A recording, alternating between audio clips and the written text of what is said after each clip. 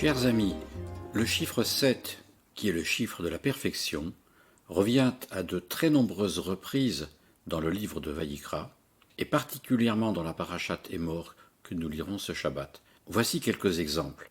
Le grand prêtre doit effectuer 7 aspersions de sang ou d'huile au moment des sacrifices. La période d'impureté de 7 jours ou un multiple de 7. Le nom de Dieu est invoqué 7 fois dans le chapitre 18, dans lequel sont mentionnés les incestes et les autres interdits sexuels. Le nom de Dieu est invoqué 7 fois dans le chapitre 19 sous la forme Ani Hashem ou Ani Hashem Elokechem, où il souligne des ensembles du commandement. Le mot Kodesh, sainteté, apparaît 7 fois dans le chapitre 21, qui traite des obligations de sainteté des prêtres.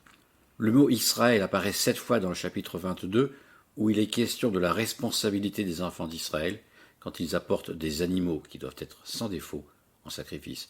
Au chapitre 23, qui traite des fêtes, le mot Israël est répété 7 fois, et il y est question de 7 convocations saintes, Mikra et Kodesh, et de 7 offrandes pour Dieu, Ishe et Hachem.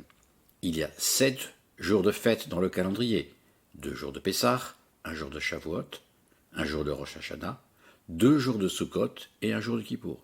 Le Shabbat est le 7e jour de la semaine. Kippour est appelé le Shabbat des Shabbats, Shabbat Shabbaton, c'est-à-dire la fête la plus importante parmi les 7 jours de fête du calendrier. Shavuot est la fête des 7 semaines. Au chapitre 26, versets 34 et 35, le mot Shabbat revient 7 fois. La Shemitah est la 7e année où la terre doit se reposer, et le Yovel est l'année qui suit le 7e cycle de la Shemitah.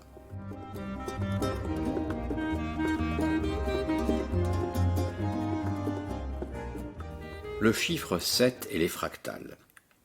Dans l'un de ses commentaires sur Emor, Rabbi Sachs a évoqué à propos du chiffre 7 ce qu'en mathématiques on appelle une fractale, c'est-à-dire un motif qui se répète à plusieurs échelles de manière identique. En effet, le Shabbat est le 7e jour de la semaine, Shavuot est la fête des 7 semaines, Kippour est aux autres fêtes ce que le Shabbat est au jour de la semaine, la Shemitah, 7e année, est à l'année ce que le Shabbat est à la semaine, le Yovel, qui est l'année de libération des esclaves et du retour de la terre à ses propriétaires, est à la Shemitah ce que la Shemitah est à l'année ordinaire.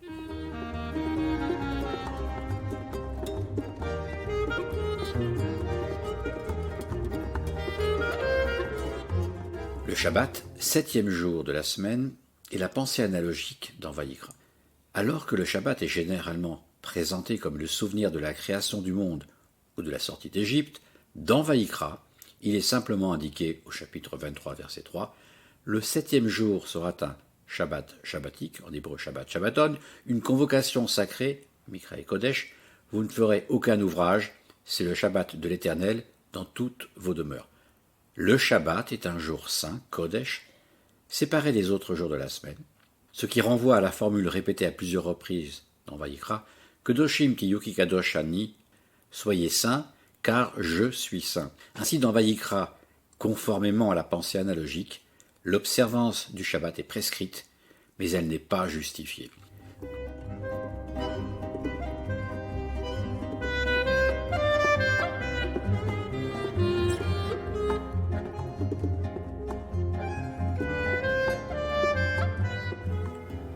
Voyez-vous, dans Vaïkra, ce n'est pas la terre qui est sainte, mais c'est l'homme qui, par son comportement, permet à la présence de Dieu de résider au sein du peuple d'Israël. Israël, le peuple que Dieu a séparé des autres peuples pour qu'ils vivent de manière sainte. Kedoshim tiyu ki kadosh ani. Je voudrais terminer ce commentaire en citant Claude Rivlin, qui disait que les Juifs ont été choisis par Dieu pour faire réussir l'aventure humaine. C'est le succès de cette mission qui doit entraîner l'admiration des autres peuples, comme on peut le lire dans Dvarim, chapitre 4, verset 6, ce sera là votre sagesse et votre intelligence, aux yeux des peuples qui diront « Elle ne peut être que sage et intelligente, cette grande nation. » Shabbat Shalom.